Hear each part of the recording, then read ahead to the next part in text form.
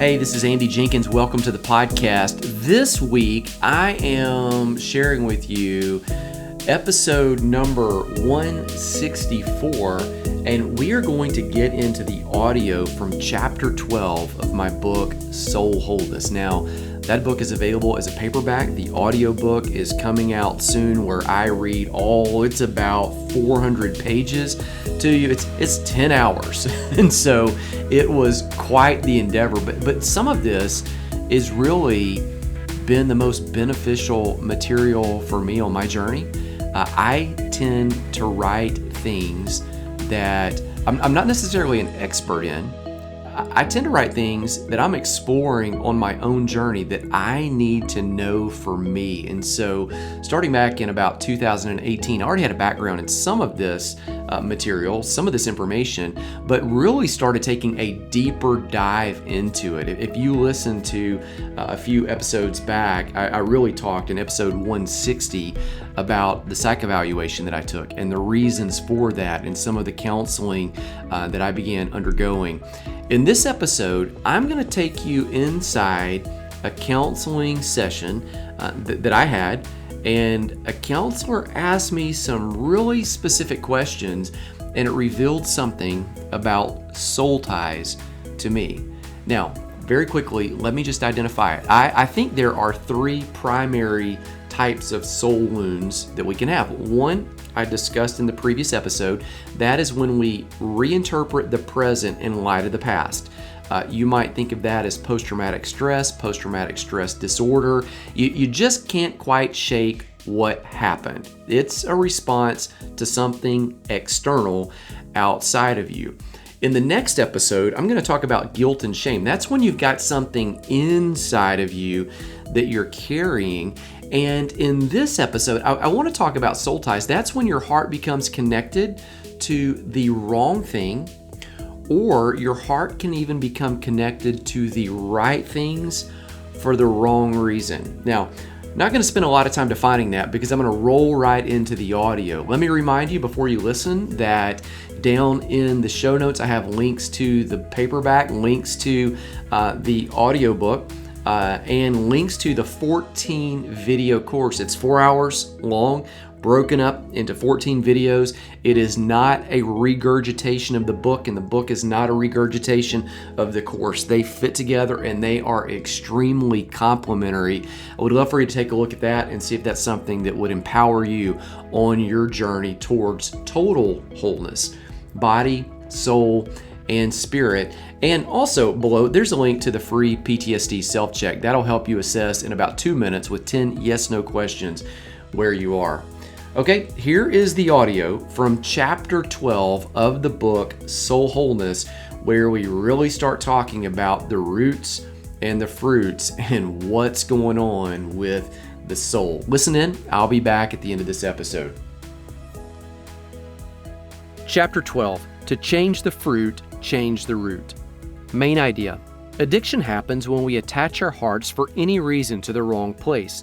When we do, bad fruit always emerges. When we connect our hearts in the right way to the right things, beauty emerges.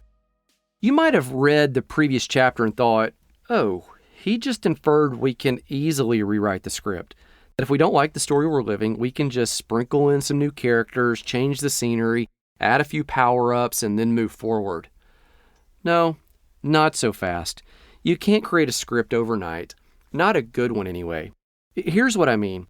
Every few months, someone asks me, how long does it take to write a book? What do you mean, I ask?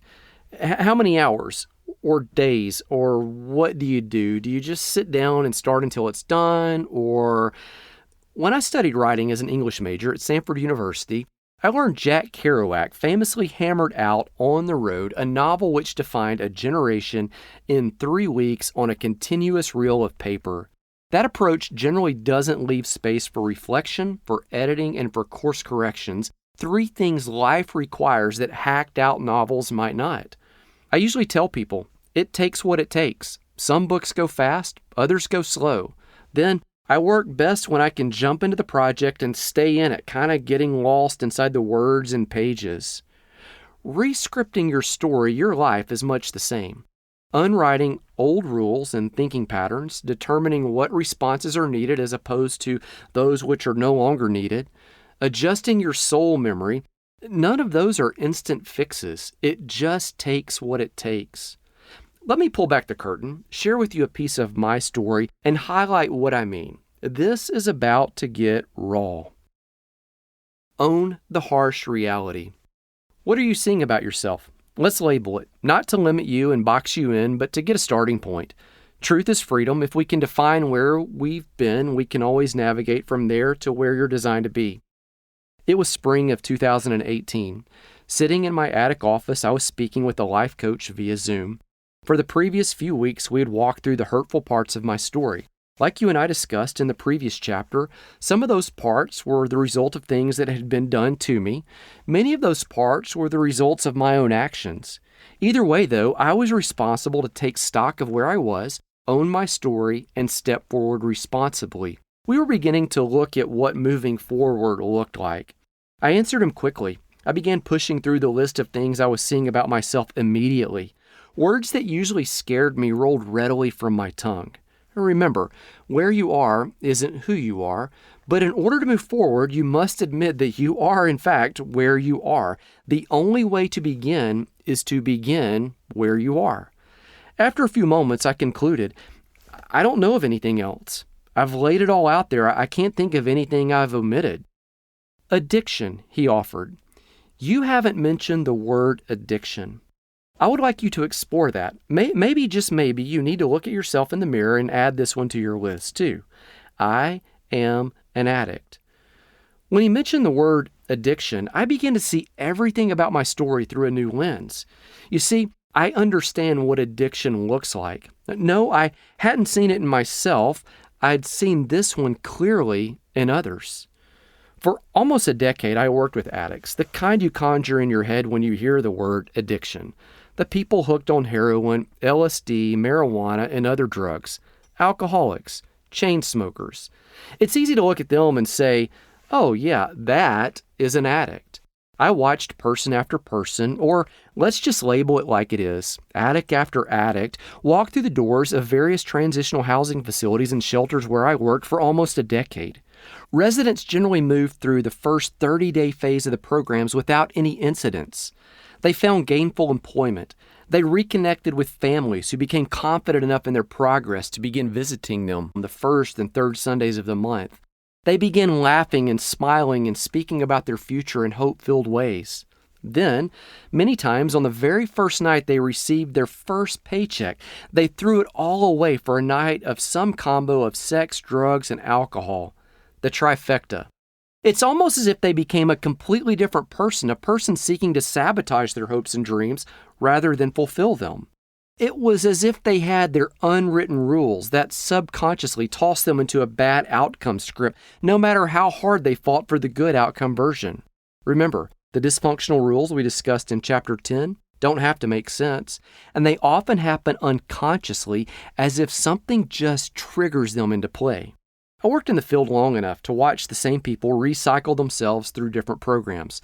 Like a revolving door or a merry-go-round, it was a predictable loop we could chart. Check in to one ministry center or rehab for help. Make meaningful progress. Crash out. Come to the senses and decide to go to another facility. Make more significant, visible progress. In short order, crash yet again. Rinse, dry out, repeat entire cycle. It was surreal. I listened to many of their stories firsthand the very hour they wandered through our doors.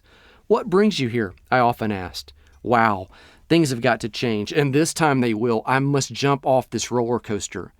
Many then told me about the seemingly endless rinse and repeat spin cycle they were on. For sure, many of them did change. Their lives were transformed. But many of them didn't change. Their lives weren't altered in the least. Eventually, 4 or 5 years down the road, some of that second group came back to our program, many times forgetting they had even been there before. That cycle could continue almost indefinitely, especially with so many residential recovery centers in our city, and when it did, it always baffled me. Why would the couple living on the family wing of that rehab program I ran for 7 years choose to get high again? They knew a failed drug test would most likely mean they would lose custody of their kids for good and that at least one of them might very well go to jail.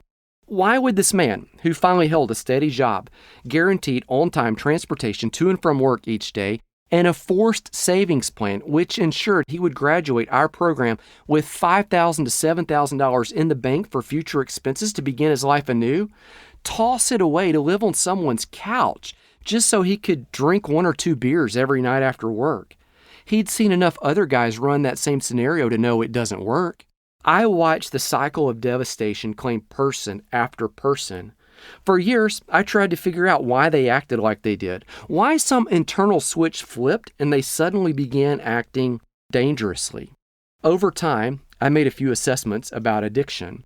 One, I decided the issues weren't practical at all, meaning if I could just explain it to them on paper or rationalize with them, illuminating the path forward, they would get better.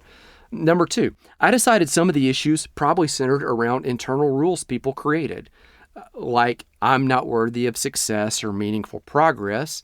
3, I decided some of the issues were cover-ups for hidden pain, that they served as coping mechanisms to block out the sound of fireworks or backfiring engines or some sort of other present thing being misperceived in light of the past. And 4, I decided some of the issues were spiritual. In a real sense, everything is on some level, but that's a subject for a different book. In other words, the issues were deep. Deep like roots, not surface like fruits. I used to think addiction was a fruit, that it was simply a bad choice people made. Turns out, it's not. In our rehab program, we could teach people about relationships, purpose, emotional health, or any other thing we saw manifest in life.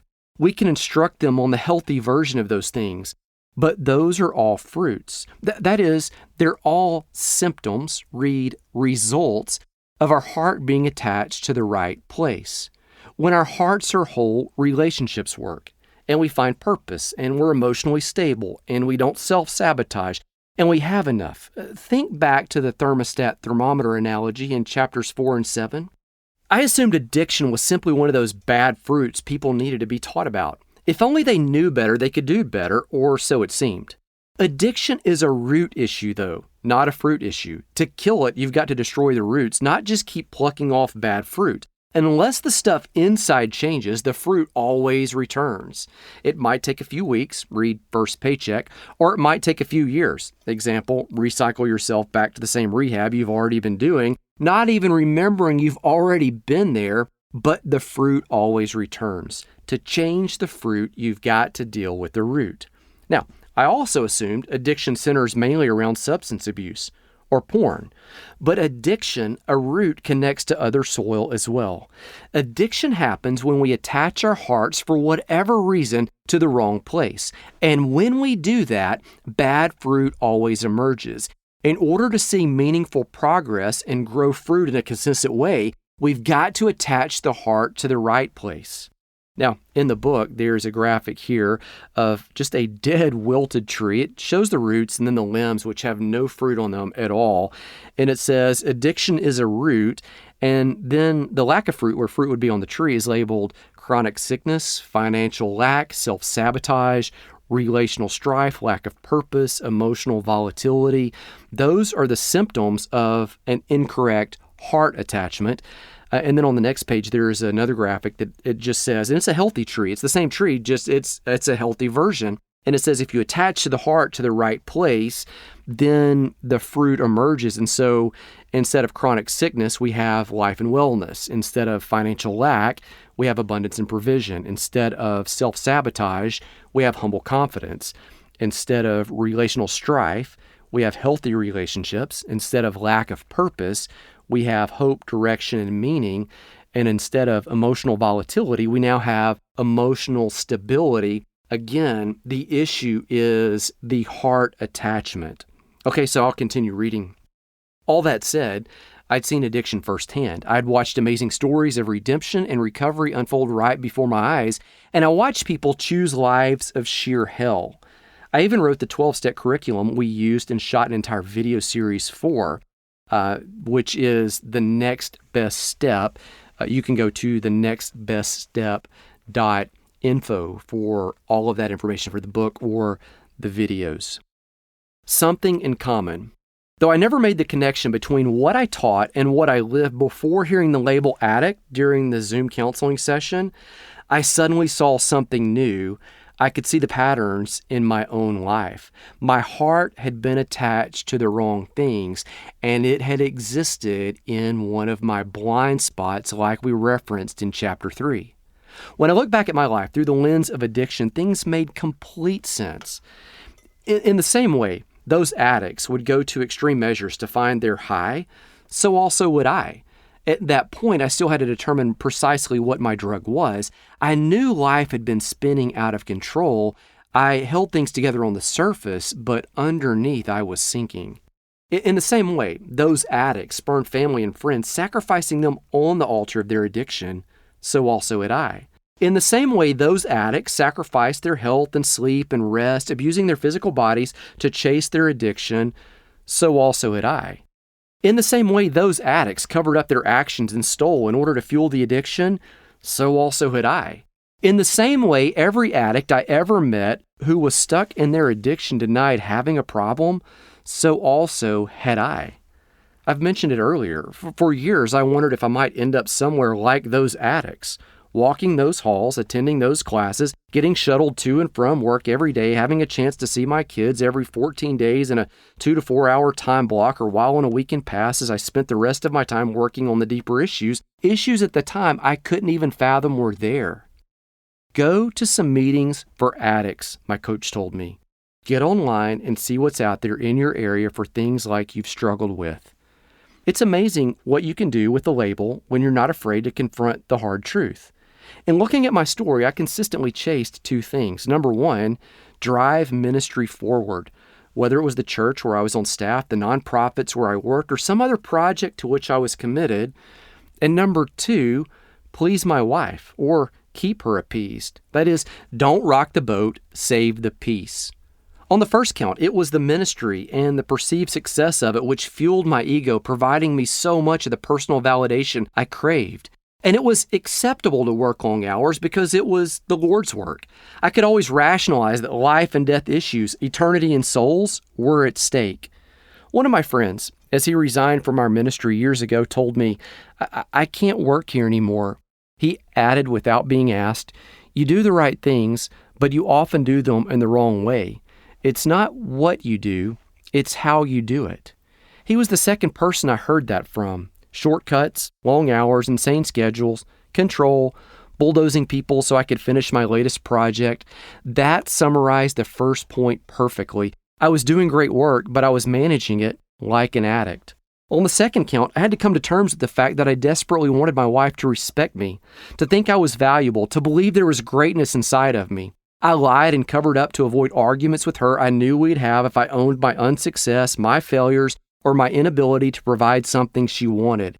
I continued my charades in large part to create a sense of security and even abundance for her. I wrongly looked to her for the years of validation which, in my mind, I never received. As a result, when she was pleased with me, I was ecstatic, on cloud 9. When she was displeased, I was depressed. As a result, I did everything I could to keep her pleased with me, even if it was a fake pleased, measured against an impossible standard. In some sense, all men want to please their wives. I'm convinced that women have no idea how much shame they inflict on their men with eye rolls, bickering, and verbal reminders that he doesn't measure up. Though I felt the tension that's common to most men, I went too far in trying to impress my woman. Those were my highs. They brought me a sense of value and purpose and meaning. They were a means of escape. They covered the hurts of the past and filled my emotional tank. Not afraid of labels. All that said, I attended a Celebrate Recovery meeting. As I left that first evening, one of the leaders handed me a small book to take home and read. I flipped through it while grilling burgers one evening, then finished reading it as I sat post-dinner on our front porch. I learned that 2/3 of the participants in CR, short for Celebrate Recovery, actually don't have a substance or chemical addiction. Most of them are just seeking total wholeness, to see radical grace infuse their life in a way that nothing else in the world can. Notably, most of the issues are related to emotional wholeness. The one area I was beginning to learn is a significant one we often overlook. Although that's not the impression we have of addiction, that's the reality. Most of us attach our hearts to the wrong things, in large part because of past hurts and pains we're seeking to soothe. We live from undisclosed hidden rules in an effort to avoid pain. We cover that pain with addictions, false fillers which can never eliminate the void. The result is bad fruit which returns perennially. I can't begin to tell you how many times I killed bad fruit in my life. This is it, I repeatedly told myself. Then, I'm finally free. But I wasn't free. Not for long. Often, seemingly out of nowhere, bad fruit returned. When it did, it often grew back stronger and bigger, making it even more difficult to pluck off the next time. Maybe you've been there too, experiencing the same thing. At some point, it made me think, dang, maybe I'm just a bad tree because good trees bear good fruit and bad trees bear bad fruit. So if bad fruit keeps returning, I even read verses in the Bible where Jesus explained that it's seemingly impossible for good trees to produce bad fruit. See Matthew 7:17 through 20. What did that make me? One day, during that soul-searching season, I looked out the attic window and across my backyard. I decided that Jesus must have been speaking in generalities. The best tree at my house occasionally produced a bad apple, and the most diseased tree occasionally exhibited a good one. Jesus looked at the overall trajectory, the thing the tree is known by, not the occasional outlier. As his little brother later wrote in James 3:2, we all stumble. Anyway, the CR leader who gave me the book also directed me to an info table where they kept a dozen or more green sheets. Each one detailed a specific addiction issue, that is, an incorrect heart attachment. Those pages contained info on everything from codependency to alcoholism to having been raised in a dysfunctional family to eating disorders to mental health issues to just about anything else you could brainstorm. Each sheet listed both symptoms, and every solution required going beneath the surface, heading right into the dirt, and digging deep. After, just being honest, cussing under my breath, things became ultra clear to me. Though most of us never get diagnosed, we all struggle with our own demons, it seems. Some of them are just more acceptable, a bit more sanitized, more mainstream, and therefore less noticeable to others. Though my addictions were acceptable by most standards, they were as equally deadly as their less sanitized counterparts. I walked out of the room, my stack of green sheets in hand, realizing I had a long road ahead of me. By my own estimation, I had 95 to 100% of the symptoms on several of the hurts, habits, and hang-ups referenced by CR. But I wasn't afraid. I wasn't afraid if anyone knew. I wasn't afraid that owning the label, even all of the labels, might negate my worth as a person or even diminish the calling God placed on my life. I'm confident His love is unconditional, and I'm certain His acceptance, His gifts, and His calling are irrevocable, even if other people's approval of me is. Romans 11:29. If He could work around Noah's drunkenness, Abraham's pimping his wife twice, Jacob's ongoing deception, Moses' anger management issues, David's adultery, Peter's denials, Paul's murders, then He could certainly work with my green sheets. That meant I just needed to work on my heart, to continue doing the tough work of the soul, the inside job of uncovering the facets of the imago Dei, the image of God, that were already tucked inside of me. As I did more of that, more of the fruit I wanted would naturally emerge. And inside the book, there is another picture of that tree that has just ground level, and on the bottom it has labeled roots. It's easier to work above the surface, but true change happens when we go deep. It's this deeper work that truly leads to transformation. And then above the surface, it's labeled fruits, and it confesses, I dealt with the same fruits hundreds of times, yelling, dishonesty, pride, and posturing. And maybe you just insert your own repeating themes in there. And again, the encouragement is to go deep under the surface because that's what leads, according to this graphic, and the truth, transformation. Here's the next heading: missing the important. During that long season, when I began pulling these ideas together, I texted my kid's mom. I missed a lot chasing my empty dreams, I typed. There's nothing or very little to show for all that time away, all of those missed moments, all of those sacrificed seasons. In the same way, those addicts have very little to show for all of their addicting behaviors. I had little to show for mine. You have no idea, she replied. The irony is that I forfeited the very relationships which add the most value to my life by chasing things I hoped would fill my life with meaning and purpose. I remembered something I'd read in my Enneagram book. I reached for the shelf and grabbed it. Quote, the relationships of spiritually unevolved threes suffer because they're almost all workaholics. They have so many projects remaining and so many goals to achieve that they can't give their undivided attention to people they love. End quote. That was one of my sins of choice, workaholism.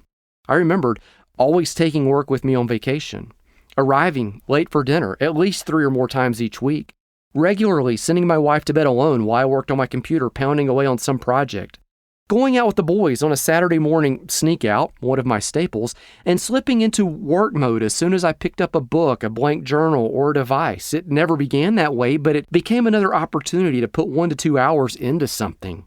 Why? Because my heart had been attached to the wrong things. As The Road Back to You says, quote, they all believe in the same lie. You're only as loved as your latest success.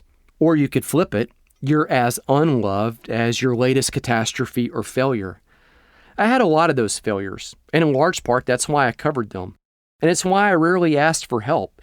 Admitting I couldn't make something work was akin to confessing that something was wrong with me, that I wasn't worthy of love. So, I cut corners to achieve. I plowed through people and their feelings in order to chase my dreams. I hid. I lied. I was addicted to finding my value, my self-worth in externals. As we'll see in part 4 of this book, I was a textbook case of unhealthy hustle. So I did the things addicts do. Instead of connecting to the right thing, I connected to the wrong things. Again, an addiction is anything that wrongfully takes the place of primacy in our hearts. That night, via text, my kid's mom affirmed that she had needed me, that our children desperately needed me, that they just wanted to be with their daddy, that they would go to work with me just to be near me, even when it meant the only time and attention they received was during the car ride back and forth, that they approached me when I left early or came back late because they craved my affirmation. That's what addiction does. That is, it's what happens when anything takes the place of primacy in our hearts, that special spot reserved uniquely for the Creator. Our hearts remain restless until He alone resides there. And even after that, let's be honest, life still feels shaken sometimes, doesn't it? And back to the 3 facts. What does this have to do with emotional pain? Well, most of us, because of those 3 facts and the one about avoiding pain, dodge emotional pain. That is, we're not immune to the things that create trauma, but we like to avoid feeling it. So we cover it. We cling to other things. We fill the holes that emotional wounds create with things that don't sting, with externals that feel good.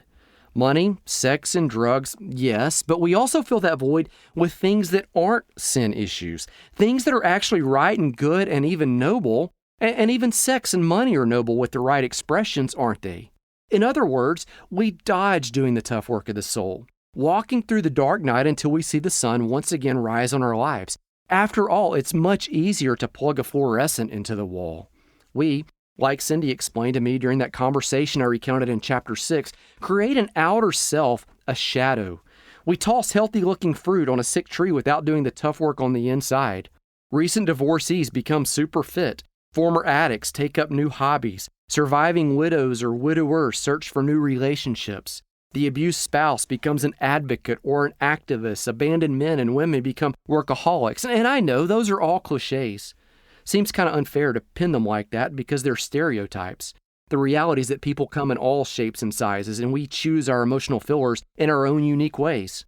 Plus, let's be honest, some of those activities I just listed are bold, world-changing endeavors. We need more of them.